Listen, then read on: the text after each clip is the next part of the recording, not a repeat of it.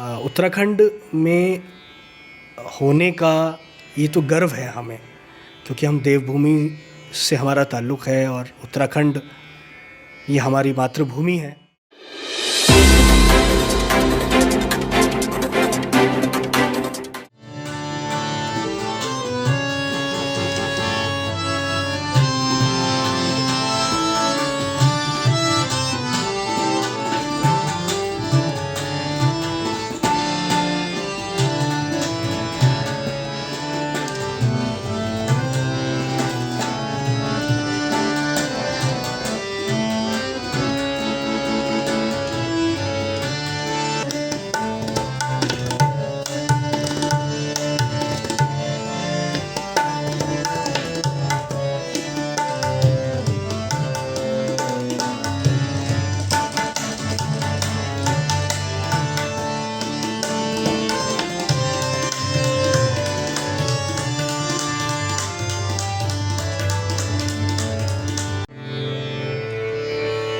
बरखा है बरखा,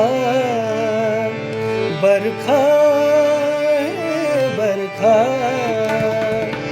बरखा है बरखा, बरखा है बरखा। तीस जिकुड़ती बुझे जा सुरगुरु बदन बुझे जा, तीस जिकुड़ती बुझे जा सुरगुरु बदन बुझे जा। झुड़मुड़ झुड़मुड़ झुड़मुड़ के की है जा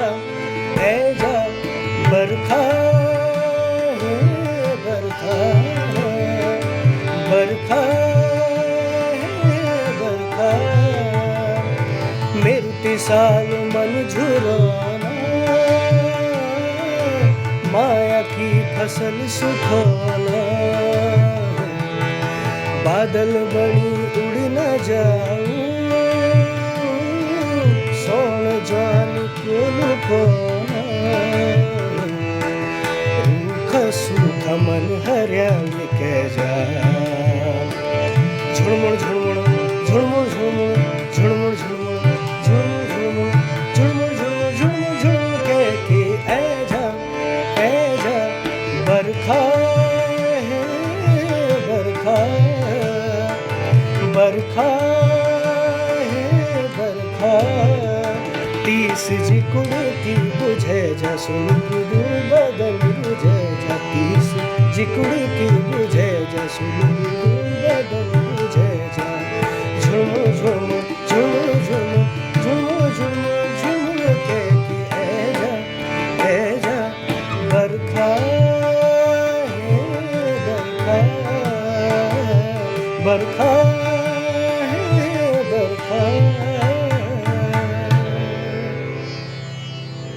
वाह वाह, क्या बात है। तो जिनको आपने अभी सुना, उत्तराखंड की नौनी आज उनके साथ है। उत्तराखंड की नौनी आपको भी परिचित कराएगी। उत्तराखंड के जाने माने नाम हैं जिन्होंने गज़ल गायकी और शास्त्रीय संगीत में खासकर विशेष कार्य किया है और उत्तराखंड को इस दिशा में काफ़ी आगे लेकर गए हैं। तो हिमांशु दरमोड़ा जी, उत्तराखंड की नौनी प्लेटफॉर्म पे आपका बहुत बहुत स्वागत है। धन्यवाद, शुक्रिया नलिनी जी।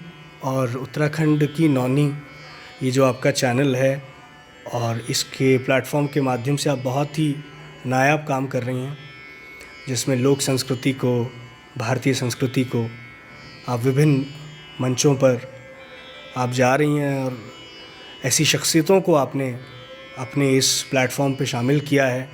उनकी शिरकत से, उनके होने से और उनकी बातें, उनका सफ़र आवाम तक पहुंच रहा है। मुझे खुशी है इस बात की। तो आज इस कड़ी में आपने मुझे भी शामिल किया, मैं शुक्रगुज़ार हूं आपका। जी जी जी। हिमांशु जी, सबसे पहले तो आजकल अगर हम उत्तराखंड में ही देखें या तो बहुत ही ज़्यादा फास्ट म्यूज़िक की तरफ सब भाग रहे हैं। मतलब देश भर में यही हालात है, पर यहाँ बहुत ज़्यादा धूम धड़ाके वाला लोग संगीत पसंद करते हैं। इसमें भी आप गज़ल गायकी की ओर कैसे बढ़ गए? देखिए, जो ट्रेंड है वो तो हर दौर में ही बदलता है, तब्दीलियाँ तो आती हैं, तो उसमें आप मेन स्ट्रीम से नहीं हटें। तो मुझे लगता है कि ये हमारा बेस है, हमारा ओरिजिन है। जहाँ तक गज़ल का सवाल है, गज़ल एक नाजुकी और एक कहते हैं ना, मोहब्बत का एक सब्जेक्ट है, जिसमें प्यार का इजहार भी है और अब तंज़ भी है और तन्हाई भी है, गम भी है और एक महबूब से बात करने का इजहार भी है। और ये इजहार ही expression of love, expression of joyness, expression of happiness, विभिन्न तरह के एक्सप्रेशंस है गज़ल गायकी में। और गज़ल जो है जब उसमें साहित्य आता है, क्योंकि बगैर साहित्य के गज़ल नहीं हो सकती, क्योंकि उसमें साहित्य का होना गज़ल को मुकम्मल करता है। तो उसमें उर्दू शायरी, फ़ारसी और ये तमाम ज़ुबान जब मिलती है तो उर्दू का एक अपना एक अंदाज़ होता है, उसकी अपनी स्क्रिप्ट होती है। और गज़ल गायकी बेहद मुश्किल भी है, जितनी आसान लगती है उतनी आसान होती नहीं है, क्योंकि उसमें राग को भी हमें रखना पड़ता है, उसमें मेलोडी को भी रखना पड़ता है, उसमें शायरी को भी रखना पड़ता है। तो दोनों बातों को एक साथ मिलाकर फिर वो जब आप सामीन के आगे या ऑडियंस के आगे जब वो जाती है तो उसका एक नया रूप होता है। और वो गज़ल, वैसे गज़ल का जो ओरिजिन है वो गज़ाल जो हिरन से है, हिरन और गज़ाला हिरनी, तो उन दोनों की जो मोहब्बत का जो एक फ़ील है उससे मुतालिक है ये गज़ल। वहाँ से इसका मतलब उद्गम हुआ, माना गया है इस लफ्ज़ का गज़ल। आप उत्तराखंड से हैं, मूल आपका उत्तराखंड है, लेकिन अधिकतर आप बाहर ही रहे हैं, आपकी परवरिश बाहर हुई है। कहाँ कहाँ आप रहे हैं और किस घराने से जुड़े रहे हैं आप? कहाँ से आपने शिक्षा दीक्षा ली है अपने संगीत की? देखिए, क्योंकि मेरी परवरिश ज़्यादातर क्योंकि उत्तराखंड में होने का ये तो गर्व है हमें, क्योंकि हम देवभूमि से हमारा ताल्लुक़ है और उत्तराखंड ये हमारी मातृभूमि है हमारी। और मेरे फ़ादर, क्योंकि हमारा बैकग्राउंड जो था, मेरे फ़ादर सेंट्रल पुलिस में थे, तो उनके साथ हमें विभिन्न जगहों पर जाने का मौका भी मिला, हम लोग जाते थे उनके साथ। तो इससे हमने क्या किया कि एक अलग अलग, और अपने आप भी, क्योंकि हम तालीम लेने भी जाते थे, मैं तालीम के लिए जाता था। और जयपुर घराने से मेरे ताल्लुक़ है, मेरे उस्ताद साहब जयपुर घराने से हैं। और थोड़ा थोड़ा ग्वालियर घराने की भी एक तालीम मुझे मिली है, मेरे गुरुजी। और तो विभिन्न गुरुओं से मैंने सीखा है, जो मुझे जहाँ से जो मिलता चला गया मैंने उसको मतलब लेने के भाव से ही मैं उसको लेता चला गया। जो भी मुझे जहाँ से जो भी मिलता चला गया, गज़ल, क्लासिकल, ठुमरी, कहीं से कुछ रीजनल चीज़ मिल गया, कोई रीजन का फोक मिल गया, तो बहुत कुछ सीखने को मिला इस दरमियान। तो परवरिश की भी इसमें एक बड़ी भूमिका है, क्योंकि घर में हमारी माताजी तो गाती हैं, तो उनसे हमें थोड़ा सा एक जेनेटिकली कह लीजिए, तो ये उनकी दुआ है। फिर उस्ताद जब मिलते हैं तो वो आपको और तराशते हैं, वो पॉलिश करते हैं आपको। फिर आपको इंडिविजुअल तालीम मिलती है, तो इंडिविजुअल तालीम से आपका एक तजुर्बा बनता है। वो आप जब किसी उस्ताद के एसोसिएशन में जाते हैं तो आपको एक एसोसिएशन से आपको एक आत्मा दिखती है, एक आत्मा नज़र आती है, उसकी एक सोल नज़र आती है उस सब्जेक्ट की। तो फिर वो एक साधना कहलाती है, जो कि हम कर रहे हैं और वो हमेशा रहती है, वो हमेशा रहेगी, वो एंडलेस है, वो साधना कभी ख़त्म नहीं होती। जी। अच्छा, हिंदी और गढ़वाली के अलावा और बहुत सारी लैंग्वेजेस में आप गा लेते हैं। कौन कौन सी लैंग्वेज है और क्या कुछ उसमें आपने गाया है? देखिए, पंजाबी में भी मैंने गाया है, पंजाबी कव्वालियाँ और ये सब, और बंगाली, बांग्ला म्यूज़िक भी मुझे बहुत पसंद है। उसमें ख़ास तौर से रविंद्र संगीत, श्यामा संगीत, नज़रुल गीति, ये सब, और तमिल गीत भी मैंने गाया है। तो मुझे अलग अलग रीजनल जो म्यूज़िक है, जो अलग अलग क्षेत्रों के संगीत हैं, वो भी मुझे बहुत पसंद और मुझे मुझे अट्रैक्ट करते हैं वो। तो जब भी कभी ऐसा मौका मुझे मिलता है या ऐसा कोई सबब होता है तो मैं ज़रूर उसको सीखता हूँ, उसको गाता भी हूँ, कोशिश भी करता हूँ, क्योंकि मेन चीज़ तो डायलेक्ट होता है, एक एक्सेंट होता है। संगीत वही है, वही स्वर हैं, पर एक डायलेक्ट बदल जाता है, एक डिक्शन बदल जाता है। आप अरब में जाएंगे, मिडिल ईस्ट में जाएंगे, है ना, तो वहाँ पे एक अलग डायलेक्ट होगा, है ना। तो ये सब म्यूज़िक वही रहता है, सिर्फ एक एक्सेंट बदल जाता है, तो उसकी तरबियत वैसी हो जाती है फिर। जी। गढ़वाली में कितनी गज़ल आप लेकर आ चुके हैं और कितना मुश्किल होता है गढ़वाली में खास करके गज़ल गाना? गढ़वाली में मैंने कभी ऐसा कोशिश नहीं किया कोई गज़ल गाने की। हाँ, गढ़वाली गीत मैं ज़रूर गाता हूँ। उसमें भी ख़ास तौर से जो ऐसे गीत हैं जिनका कि एक जिनमें एक डेप्थ है, और जो एक एक कहते हैं ना कि एक सोच लिया हुआ जो एक गीत हो। जैसे कुछ पारंपरिक गीत भी मुझे बहुत भाते हैं, और कुछ जागर इस तरह के हैं।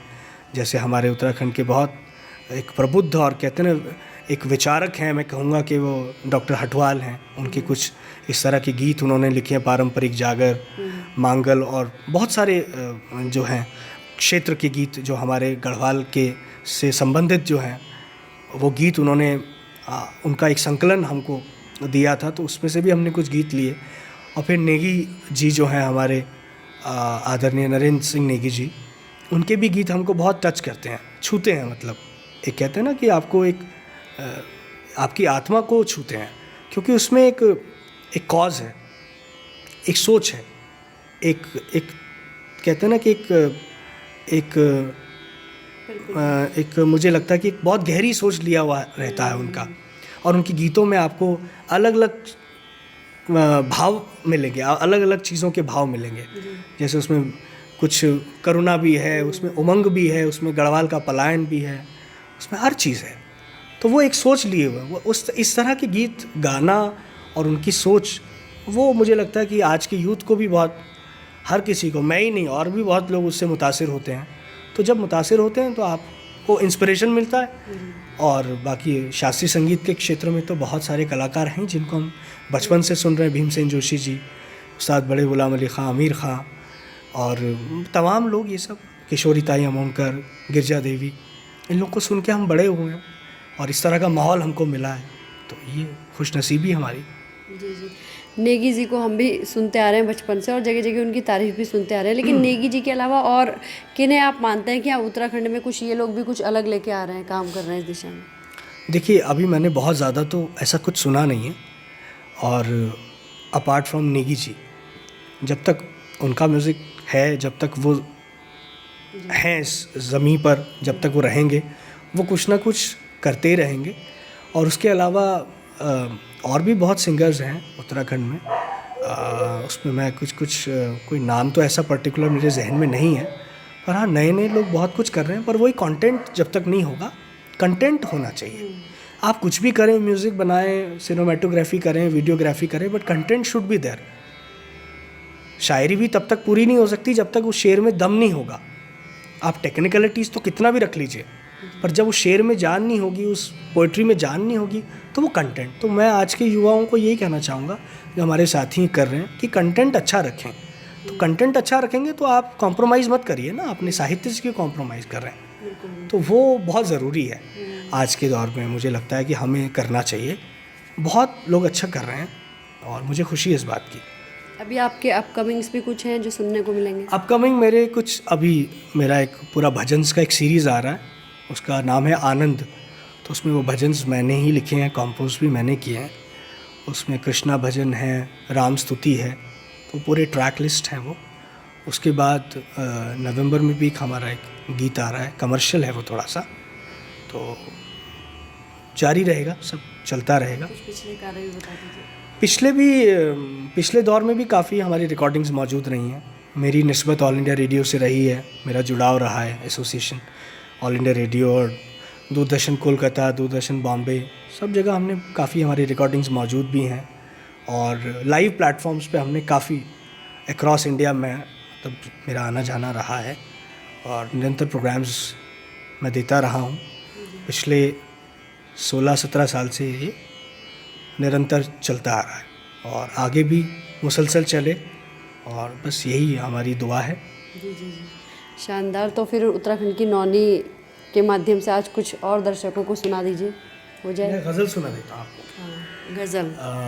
मिर्ज़ा गालिब साहब की गज़ल है, हज़ारों ख्वाहिशें ऐसी कि हर ख्वाहिश पे दम निकले।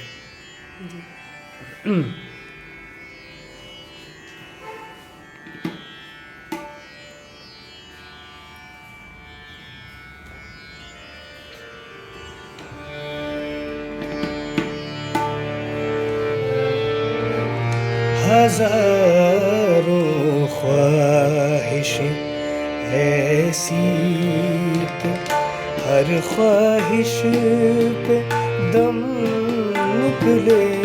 हज़ारों ख्वाहिशें ऐसी के हर ख्वाहिश पे दम निकले, हजारों ख्वाहिश ऐसी के हर ख्वाहिश पे दम निकले, बहुत निकले मेरे अरमान, लेकिन फिर भी कम निकले, हजारों ख्वाहिश ऐसी के हर ख्वाहिश पे दम निकले।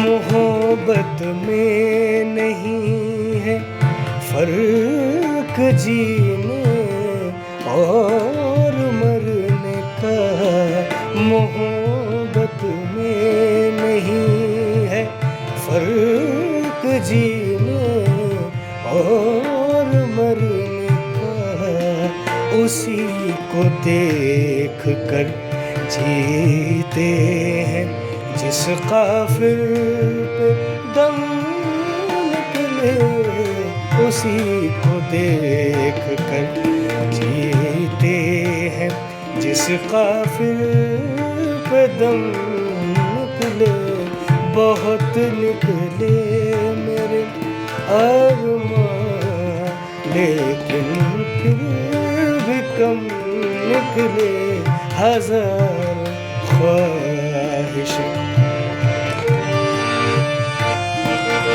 हजारों ख्वाहिश ऐसी, हर ख्वाहिश पे दम निकले, बहुत निकले मेरे अरमान, लेकिन फिर भी कम निकले, हजारों ख्वाहिश ऐसी, हजारों ख्वाहिश ऐसी, हजारों ख्वाहिश ऐसी। वाह, मज़ा आ गया। मेरा आपसे एक सवाल और है जी। अक्सर ऐसा सुना जाता है कि जो लोग ज़्यादा गज़ल में डूबे रहते हैं, गाते हैं, उनके जीवन में कहीं ना कहीं कोई ना कोई इस तरह का गम होता है। क्या आपका जीवन ऐसी किसी कहानी से जुड़ा रहा है? गम से देखिए, गम, तन्हाई वो आपकी अपनी चॉइस होती है। जैसा आप किसी चीज़ को आप बुलाएंगे वो चीज़ आपके अंदर वैसे ही आएगी। तो कहते हैं कि कायनात में कुछ ऐसी ताकत है, कायनात में कुछ ऐसी वाइब्रेशंस हैं जो हर वक्त आपकी इंट्यूशंस को, आपकी फीलिंग्स को समझ रही हैं, देख रही हैं, वो आपको वैसा ही वापस देने की कोशिश करेंगी। तो बेहतर है कि आप, और जहाँ तक गज़ल में तन्हाई का सवाल है, तन्हाई सेपरेशंस तो रहती है क्योंकि आप अपने बीलव्ड से दूर हैं, और वो बीलव्ड आपका कोई दुनियावी फ्रेंड नहीं है। He is not your lover और बॉयफ्रेंड और something else, he is directly Almighty. तो वो सेपरेशन, वो तन्हाई, वो गम अगर उसके याद में है, उसके सेपरेशन में है, उससे दूर अगर आप नहीं रहना चाहते और आपके एक आप में एक कसक है कि आप मिलना चाहते हैं अपने महबूब से, हाँ, उसका गम तो मायने रखता है कि वो आपको गम सता रहा है कि आपका महबूब आपके पास नहीं है या आपका प्रेमी आपके पास नहीं है। तो वो एक, मुझे लगता है कि वो एक हो सकता है। बट ऐसे कोई गज़ल गायक कोई गम में हो और ऐसा उनकी ज़िंदगी में कोई तन्हाई हो, वो इंडिविजुअल कुछ हो सकता है तो मैं कह नहीं सकता। पर जैसा मैंने कहा है कि आप किसी चीज़ को जैसे दावत देंगे वो चीज़ वैसे ही आपके अंदर आएगी। तो इसीलिए गज़ल भी एक ऐसा सब्जेक्ट है, इजहार करने का सब्जेक्ट है। इस वक्त आप और मैं एक गज़ल की जानिब से, गज़ल के मायने से हम एक दूसरे से गुफ्तगू कर रहे हैं। ये भी गज़ल है, एक इजहार हो रहा है, एक बात करने का, बात को रखा जा रहा है। तो एक्सप्रेशन है, एक्सप्रेशन। जैसे गायकी, गज़ल गायकी एक नाजुकी की गायकी है, एक उसमें सॉफ्टनेस है, उसमें नफासत है, उसमें लफ्ज़ को कैसे पढ़ना है, अल्फाज कैसे रखे जाएंगे, शायरी कैसे रखी जाएगी, उसमें मेलोडी भारी भरकम नहीं हो, क्योंकि वो डायरेक्टली ऑडियंस के जहन तक उतरनी चाहिए, उनके दिलों कहते हैं ना कि जहन और दिल में उतरनी चाहिए, जहन और दिल दोनों में। जी, बहुत बहुत धन्यवाद। हिमांशु दरमोड़ा जी के साथ तबले पे थिरकती हुई उंगलियां जो आप लोग देख रहे हैं, ये हैं हमारे साथ अनूप सैलानी जी। अनूप जी, उत्तराखंड की नौनी प्लेटफॉर्म पे आपका स्वागत है। बहुत बहुत धन्यवाद मैम, आपने अपने इस प्लेटफॉर्म पे आज मुझे भी हिमांशु भैजी जी के साथ संगत करने का अवसर जो मिला, उसके लिए मैं आपका बहुत बहुत धन्यवाद करता हूँ। जी जी जी। और मैम, दरअसल मेरी जो तबले की जो शुरुआत है वो 2.5 साल की उम्र से शुरू हुई। अरे वो कुछ ईश्वर की ऐसी कुछ कृपा रही कि वो हमें तबला उन्होंने जो दिया, तो बस वही तालीम उस वक्त से हमारे पिताजी ने हम पे काफ़ी मेहनत करी, काफ़ी मंच उन्होंने हमें प्रदान किए। जी जी। जगह जगह पे बजाने का अवसर मिला, गौचर मिला, हमारा बंड विकास मिला, और श्रीनगर में जो बैकुंठ चतुर्दशी जो मेला होता है, सभी जगह पे कार्यक्रम करने का अवसर मिला। और अभी प्रेजेंट में मैं भातखंडे से मैं अभी निपुण फाइनल ईयर का स्टूडेंट भी हूँ। और हमारे जो गुरुजी हैं यहाँ पे देहरादून में ही, प्रदीप तोडे गुरुजी, उनके पास अभी मेरी तालीम शुरू हुई है और बस वो ऐसे आगे चलती रहेगी। और बाकी हिमांशु भैजी जी के साथ काफ़ी 2-3 सालों से मैं उनके साथ संगत कर रहा हूँ। ये मेरा सौभाग्य है कि वो मुझे अपने साथ मौका देते रहते हैं और बहुत कुछ मुझे उनसे सीखने को मिलता है। और बस मैं आपका धन्यवाद कहना चाहूँगा जी जी जी। आज के इस कार्यक्रम के लिए। जैसा कि आपके जो उस्ताद हैं, विश्वविख्यात गज़ल सम्राट अहमद हुसैन, मोहम्मद हुसैन जी, तो मुझे याद आ रहा है दरमोड़ा जी, उनका वीर ज़ारा में कव्वाली जी, काफ़ी जी, जी, फेमस बड़ी रही है। जी मशहूर जी जी, तो वो आप प्लीज़ 2 लाइन सुना दीजिए। जी जी जरूर। जो बंदिशें थी ज़माने की तोड़ आया हूँ मैं, तेरे वास्ते दुनिया को छोड़ आया हूँ। आया तेरे दर पर दीवाना, आया तेरे दर पर दीवाना, आया आया तेरा दीवाना, आया तेरे दर पर दीवाना, आया तेरे दर पर दीवाना। ये है तेरा ही सौदाई, ये है तेरा ही शहदाई, ये है तेरा ही सौदाई, ये है तेरा ही शहदाई। तेरे इश्क में है इसे मर जाना, आया तेरे दर पर दीवाना, आया तेरे दर पर दीवाना। तेरा जलवा जो पाऊं मैं हर गम भूल जाऊं, तेरा जलवा जो पाऊं मैं हर गम भूल जाऊं, तेरा जलवा जो मैं पाऊं मैं तो हर गम भूल जाऊं। ये आंसू जो है बहते बस इतना है ये कहते, कहाँ तू और कहाँ मैं, पराया हूँ यहाँ मैं।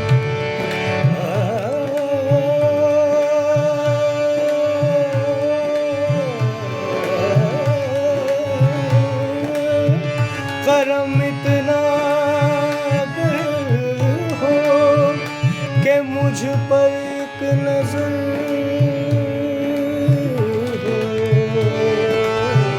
करम इतना अगर हो कि मुझ पर एक नजर हो, करम इतना अगर हो कि मुझ पर एक नजर हो।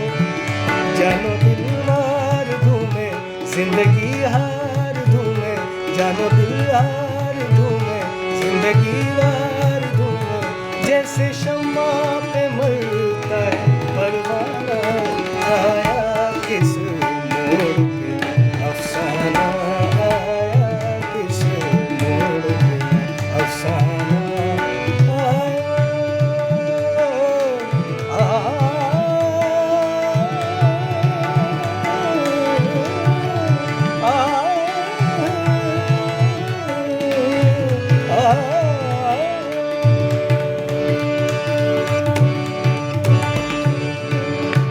तो अब इंटरव्यू समाप्ति की ओर है। दरमोड़ा जी, हम चाहेंगे कि आपने गढ़वाली में कुछ कंपोज किया है हाल फिलहाल में, तो प्लीज़ आप वो सुनाइए। हाल फिलहाल में मैंने एक कंपोजिशन है, डॉक्टर नंदकिशोर हटवाल, मैंने आपसे भी जिक्र भी किया था, बहुत ही उच्च कोटि के साहित्यकर्मी भी हैं और हमको बहुत प्रेम भी करते हैं। उनके साहित्य मुझे बहुत ही मतलब बहुत ही उसमें गूढ़ता है और गढ़वाली साहित्य भी हिंदी साहित्य भी, दोनों में उनकी अच्छी पकड़ है। उनका एक लिखा हुआ एक प्रभाती जागर है, जो प्रभातकालीन जागर जिसको कहा है उन्होंने, रत ब्याणे की नेमरी बाती। तो ये कंपोज़ करने की मैंने कोशिश की, मुझे बहुत अच्छा लगा। और इस जागर में बहुत मतलब प्रभाती है तो दिव्यता भी है, उसमें एक अलौकिकता भी है और भक्ति भाव से पूर्ण है। तो मैं कोशिश करता हूँ। रत ब्याणे की नेमरी बाती, भोल ब्याणे की नेमरी बाती, रत ब्याणे की नेमरी बाती, भोल ब्याणे की नेमरी बाती, उठा द्यो लगावा गाती, उठा द्यो लगावा गाती, माने का छोड़ रातुड़ी भेगे, माने का छोड़ रातुड़ी भेगे, धरती का वोड़ प्रभात भेगे, तुम पुजारी पूजा लगावा, तुम पुजारी पूजा लगावा, तुम पुजारी पूजा लगावा, तुम पुजारी पूजा लगावा, तुम पुजारी पूजा लगावा, तुम पुजारी पूजा लगावा। वाह, आनंद आ गया आज आप लोगों से बात करके। तो हिमांशु दरमोड़ा जी और अनूप जी, उत्तराखंड की नौनी प्लेटफॉर्म पे आने के लिए, हमसे जुड़ने के लिए, इतनी खूबसूरत बातचीत के लिए बहुत बहुत धन्यवाद। बहुत बहुत धन्यवाद आपका, दिली मुबारक आपको। और मुझे खुशी हो रही है कि आपने इतना कीमती वक्त हमें भी दिया और हमसे भी आपने कुछ हमारा वक्त लिया। और ये वक्त मिलके कुछ अच्छा बने, इसका एक अच्छा माहौल बने। और जो भी आपका जो मकसद है, जो एम लेकर आप चल रही हैं, जो विज़न है आपका पहाड़ी नौनी, उत्तराखंडी नौनी के माध्यम से, वो फलीभूत हो और आप खूब इसमें आपकी शनाख्त हो। मुझे लगता है दुनिया में आपका नाम हो। और हमसे जब जब आपको हमारी, जब भी आप चाहेंगे हम शिरकत करेंगे। और आपकी दावत जब भी हमको मिलेगी, मुझे बहुत पर्सनली बहुत अच्छा लगा। और हमारे साथी अनूप शलानी, जो कि बहुत अच्छा, आपने देखा, बहुत स्वीटनेस के साथ तबला बजाते हैं और बहुत मीठा तबला बजाते हैं और बड़े। और मैं आपकी पूरी टीम को हम लोगों की ओर से दिली मुबारक देता हूँ। बहुत शुक्रिया अदा करता हूँ आपका। और आगे भी इसी तरह आप करते रहिए। धन्यवाद। धन्यवाद, शुक्रिया।